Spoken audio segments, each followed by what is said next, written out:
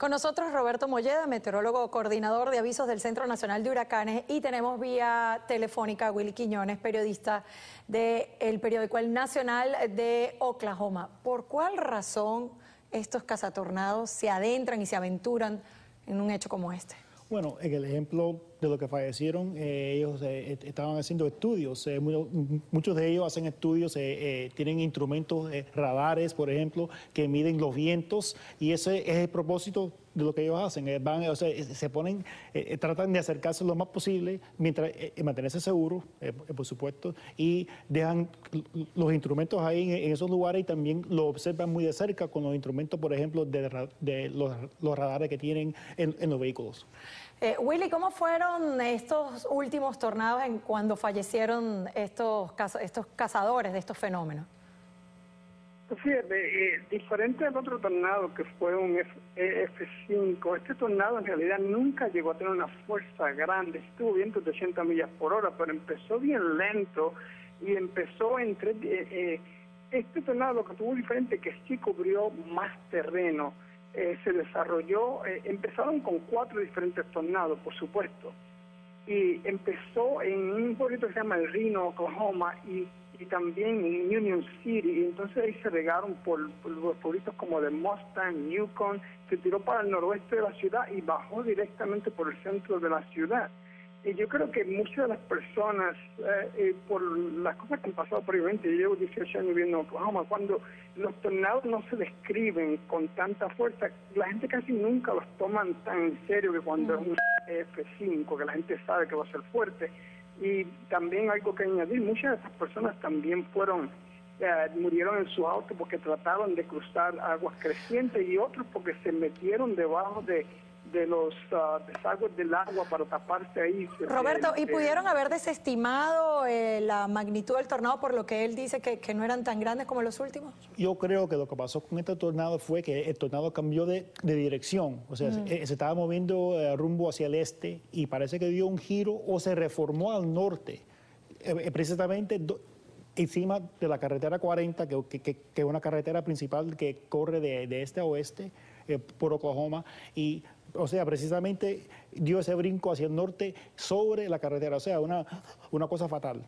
Ahora, dicen que murió por lo que amaba y por salvar a las demás personas. ¿Qué cosas hacen en ese estudio que puede ayudar a las víctimas de un tornado? Mejor entender la ciencia, mejor entender cómo se forman estos fenómenos, y también yo creo que con mejor entender cómo se forman, eso hace que los pronósticos sean mejor. O sea, vamos a ver qué dice el hermano de uno de los fallecidos. Bottom line is, if I had to have a way for my brother to die, it would be doing what he did, chasing tornadoes. This was his passion. If he had to die, this would be it. Aunque había resignación allí, Willy, ¿cómo estuvo y cómo tomó la muerte de estos cazatornados el pueblo de Oklahoma?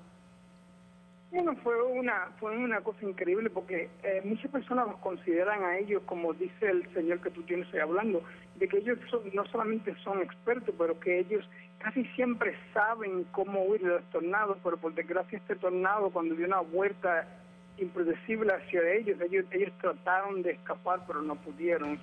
Ha sido un golpe bastante fuerte, porque en realidad ellos eran básicamente considerados las personas que más contribuyeron aquí para la información, tratando de predecir, tú sabes, darle más tiempo a las personas que puedan tratar de huir o prepararse por lo menos para defenderse de los tornados. Roberto, ¿es que se puede escapar de un tornado? En carro o en vehículo no, es muy difícil. Siempre se recomienda, si viene un tornado, estar en un edificio, o si, por ejemplo, en Oklahoma, en otros lugares, hay albergue subterráneo. Pero digamos en la casa del tornado. Exacto, en la casa. Pero no, digamos en la acción de cazar el tornado, como murieron estas personas. En eso... los expertos o los que saben mucho de eso saben dónde colocarse para no solo vigilar el tornado de cerca, pero estar fuera de su trayectoria. Lo que pasó en este instante del viernes fue que dio un brinco inesperado hacia el norte. Se estaba moviendo hacia el este, y de repente dio ese brinco. Nos dijo Willy que hay personas que no se lo toman en serio. ¿Cuál es el alerta y el llamado para las personas que en realidad estos fenómenos los tratan como una diversión?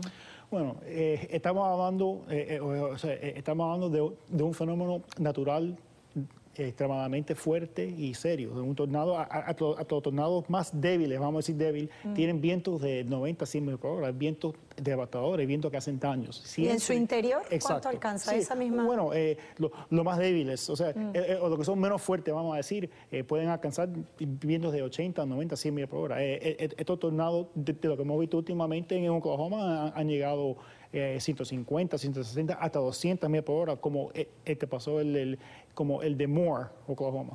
Luego de esto, Willy, la población está más temerosa, no solamente golpeada por lo que ocurrió, sino por estos decesos.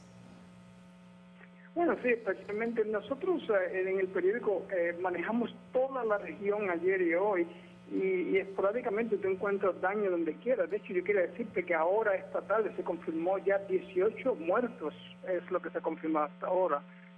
Fueron 8 en Oklahoma City, 4 en el Reno y 2 en Union City, que fue donde comenzó eso. Y sí, la gente está bien preocupada, especialmente mañana hay 60% de tornados nuevamente. ¿Cuánto podría afectar un fenómeno como esto acá a la Florida? Bueno, en la Florida vemos muchos tornados, pero no con tanta fuerza. Normalmente los tornados que ocurren aquí en la Florida, sobre todo en el sur de la Florida, son tornados de por ejemplo, 0, 1 o tal vez 2 en la escala de Fujita, que es la escala que se usa para determinar los vientos de los tornados. Pero sí, cada tornado es serio y cada tornado hay que protegerse. Pero pudieran intensificarse de acuerdo a la dirección de los vientos, al menos en el pronóstico de este año. ¿Podemos estar tranquilos o no?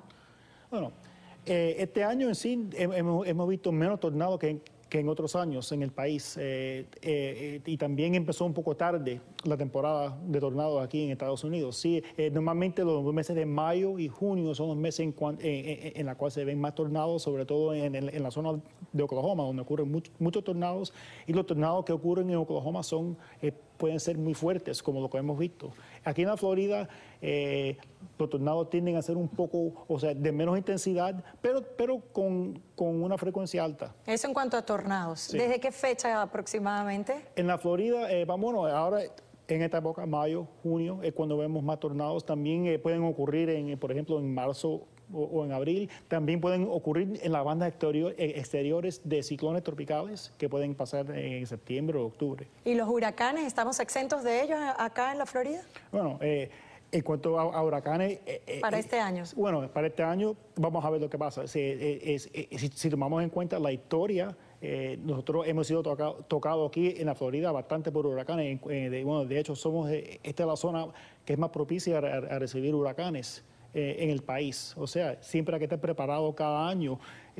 No se puede decir ahora aquí al principio de junio si nos va a tocar un huracán en septiembre o octubre. Simplemente estar preparado por ese caso. Willy, en Oklahoma continúa la gente con recursos para prepararse para otro eventual fenómeno como este. Bueno, fíjate, yo no diría con recursos, pero algo que yo hablé con la gobernadora la semana pasada cuando nosotros la entrevistamos en el área, precisamente cuando vino el presidente Obama a visitar, y ella dijo que una de las cosas que el Estado está considerando es cambiar los códigos de construcción en esa área para evitar la misma situación de nuevo, y otra cosa también están quieren crear una ley o pasar una ley donde todas las escuelas y edificios del gobierno tengan albergues subterráneos para proteger a las personas, y también se está contemplando la idea de crear albergues públicos donde las personas puedan ir a tiempo cuando las alarmas empiecen a sonar, por supuesto dándole tiempo para que lleguen al sitio. ¿Cuál sería este tipo de construcción apropiadas? Bueno, eso es algo que en sí, yo no soy experto en eso, pero bueno, por ejemplo, aquí en la Florida tenemos códigos bastante fuertes en cuanto a las construcciones debido a la amenaza de huracanes. No es lo mismo, por ejemplo, una zona que es azotada por huracanes frecuentemente a comparación con una zona, por ejemplo, como Oklahoma. Pero eso es algo que en sí tienen que tienen que determinar las zonas locales en cuanto a su riesgo a estos fenómenos naturales, o sea, huracanes o tornados. Ahora, estos señores perdieron la vida en unos segundos, en unos minutos. El resultado de esa investigación que hubiesen podido tener de quedar vivos, ¿cuánto tiempo demora en estudiarlo? Bueno, sí, o sea, en cuanto a que se pudieron evitar el tornado. No, los datos que que pretendían haber recogido durante esa cacería que tuvieron, ¿cuánto tiempo podría calendario en tener resultados para sus investigaciones? Depende, no sé exactamente, no sé, puede ser unos meses, todo depende en recoger los datos y entonces analizarlos, claro, y también mandarlos a las universidades y a las agencias que se encargan a avanzar esos estudios, y después esos estudios se llevan al centro de pronósticos, que es donde ahí en sí es donde los avisos. Entonces los ayudan verdaderamente en su trabajo. Exacto. Gracias, Roberto Molleda y Willy Quiñones. Hacemos una pausa, no se vayan, porque al regresar les vamos a hablar del actor Michael Douglas. Él culpó a la práctica del sexo oral del cáncer que padece. Como lo oye, ya volvemos.